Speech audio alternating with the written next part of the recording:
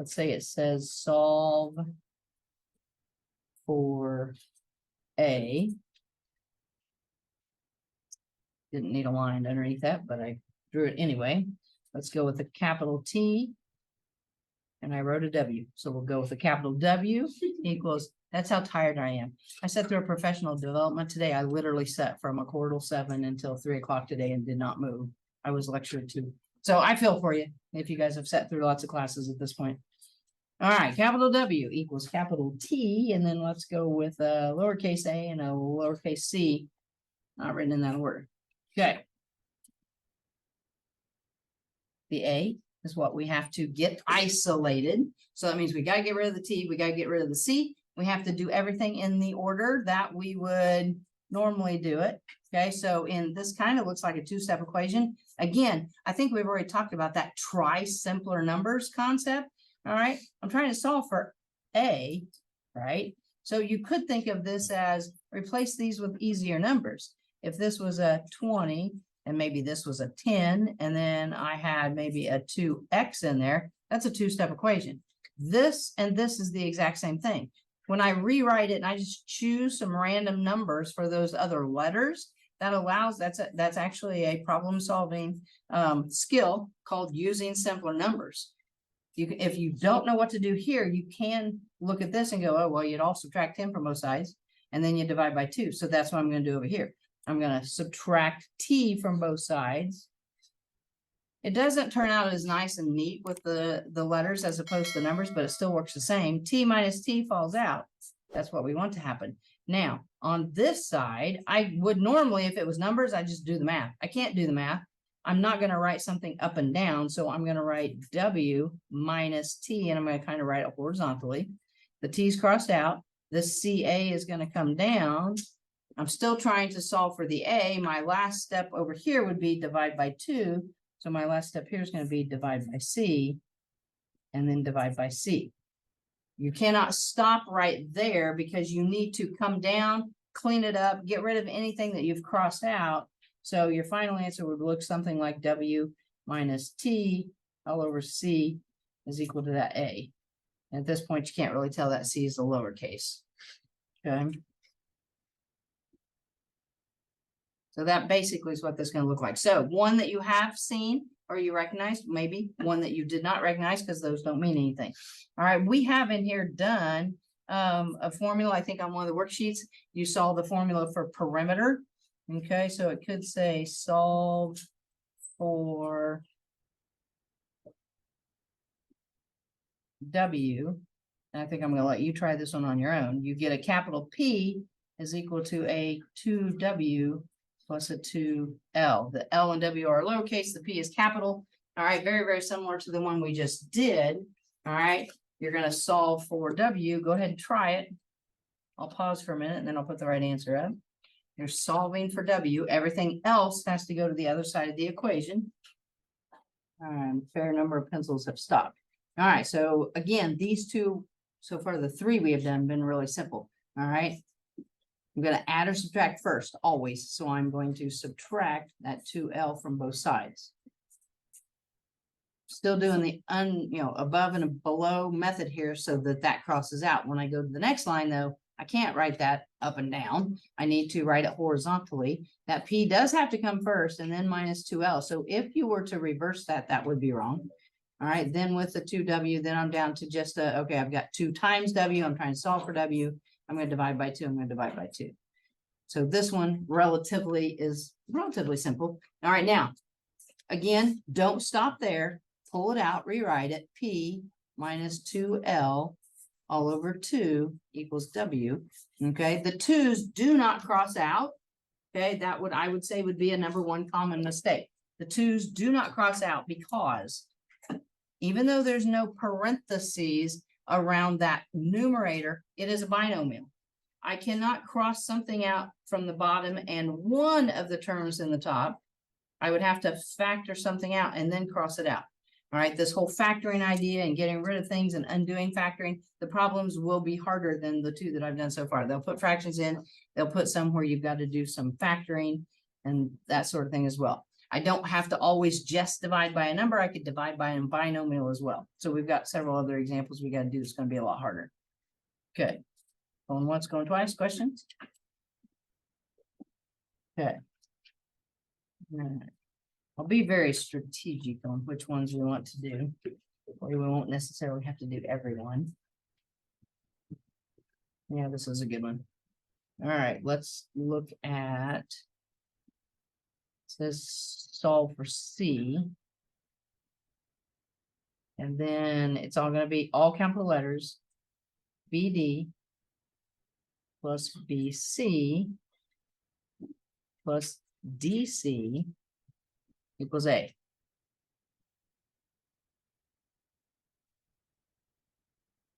All right, now whether or not you highlight, I don't know, it might help stick out there what you've got to solve for. All right, I've got to solve for C, and right now it's in two different terms. Okay, so I'm not going to worry about the fact that that's two different terms right now. All right, I clearly have a BD over there, and I know I've got to get rid of it. C's already on the left. I'm going to keep C on the left, but I am going to get rid of that BD first. So I'm going to subtract BD there. I'm going to subtract BD there. BD minus BD crosses out. Then I'm going to have a BC plus a DC is equal to, I'm going to write this horizontally so that I can see what I'm subtracting, A minus BD. Okay, now this is where the prerequisite skills are going to come into play. All right, I have to have C by itself. I cannot have C in two different terms. All right, so this would be just like a polynomial curve, and we could come up with a greatest common factor. Greatest common factor could be C, and I could factor a C out. So that's what I'm going to do right here. I'm going to factor. So any skill that you know up to now would be fair to you. So I'm going to factor out a capital C. In the first term, that's going to leave me with a B. In that second term, it's going to leave me with a D. And then I still have A minus BD on that right-hand side because I'm not messing with that. Okay, now this is that case where, okay, now I have C times a binomial. Okay, so inverse operation of multiplication is division. I want the C by itself, so I have to divide by that entire thing. I gotta get rid of that binomial, and even though it's on the right-hand side, it doesn't matter. It's still being multiplied by C. So I'm gonna do a great big huge division bar, B plus D. I don't have to put the parentheses around it. I know it's a binomial, so I know those two things are gonna cross out. Over here, same thing, I have to divide by the same thing to keep the equations balanced. All right, so I wanted to show that example because you could have to factor. All right, now, as you notice, I'm doing actually quite a bit of work. All right, if a question, there's two of these questions on the draft version of test 1. Okay, so if there are 5 points apiece, you can't go from here to here and not show me anything in here and get all 5 points. Okay, you got to show me some steps. All right, clearly you're subtracting something, you're factoring something out, you're dividing by something. I got to see those steps to be able to give you more than just 1 point for a right answer, or minus if not. So that's dividing by a binomial. All right, let's take a look at a fraction, and kind of a weird fraction. All right, let's go ahead and do a solve for X, because even though we're switching up the letters, there's nothing that says we can't still solve for X. There's just going to be a bunch of other ones in there. Okay, let's go capital A equals 1/4 T X plus Y.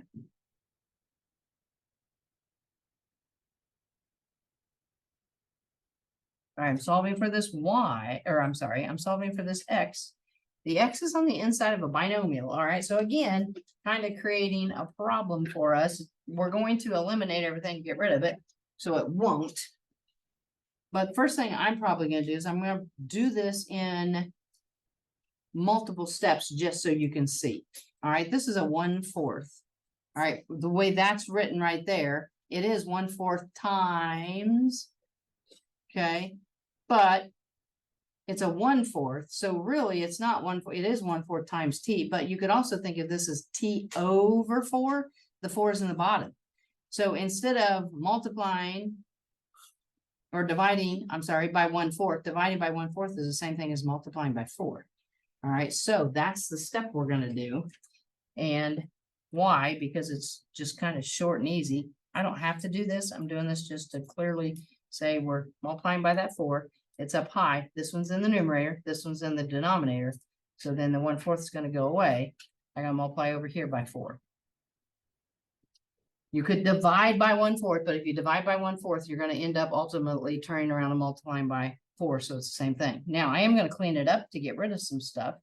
4a t parentheses x plus y.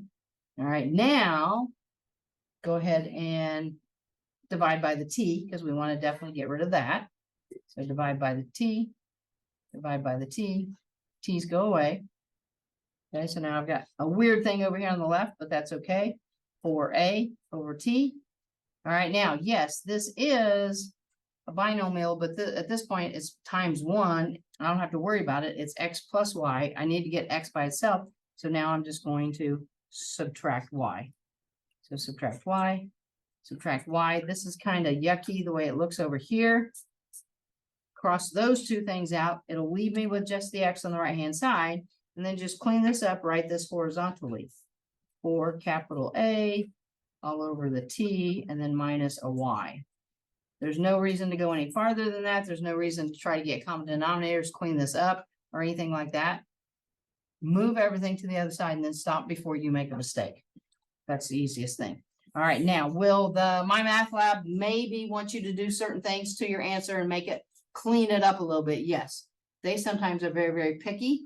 All right, but when you do this on test 1, I'm going to be grading. What am I going to look for? I'm looking for, are you doing the inverse operations? Are you doing things like factoring? Are you dividing by, binomials? I want to just see the inverse operations, okay? The My Math Lab will be the one that might be a little bit more picky. They might want you because could you get common denominators there and clean it up so that you have just a one nice compact answer? Yes, okay, but homework, you don't have to, and on the test, you don't. We want to stop before you make a mistake. Because if you try to get common denominators and put it together and clean it up and make it a concise answer, you're just more likely to make a mistake because you're doing more. Okay, less is better most of the time. All right, how many people have done this or remember doing this at some point in their life? No matter how many years ago it was? Might have been a while. All right, I think I will put one more up here and then let you do it by yourself and see what happens. Just fine, because there's one thing I haven't showed you. Let's throw it in this one and see how you handle it. Let's do those. All right, so let's do solve for m. And then let's do a capital A is equal to an m minus 8 quantity times c. So we're going to solve for m, and this is on the inside. And then I'm going to show you probably how there might be 2 possible ways to do this, because there usually is. Let's see if I can't pause the screen and I'll work it out at the same time you do. Okay, so one way that you could have done it, right off the bat, you could have subtracted, or I'm sorry, divided by c. That would have got rid of the c's. All right, then I would have had an m minus 8. I would have had a over c on the left-hand side. Isolating that m, so I would have added 8. And then I would have got this answer. And then what I just said a minute ago was I said, if you're doing this by hand, don't go any farther because you can make a mistake. All right, like just stop before you make a mistake because to me, you have done all the inverse operations correctly. All right, how many people divided by c right off the bat? Okay, so about half of you. Okay, now, is there another way to do it? Yes. Okay. Did anybody think to distribute the c? Could have. Okay, distribute the c. Then you have a cm and an 8c. All right, in which case then I would need to add 8c to both sides, so that would cross out. I'm still then getting down to just m by itself, got that c in front of it, divide by c. All right, and then I get an answer that looks like that. Are those answers the same? They better be. Because if they're not, then our math just went out the window. All right. Now, remember how I said on this one, stop before you make a mistake? I said, could we get common denominators and then make this yucky answer more concise and in a single fraction? Yes.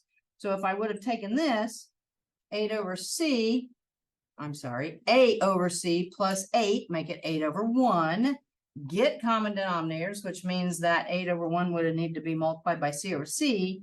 That would have given me A plus 8 over C, and then 8 times C all over C, which is the same answer.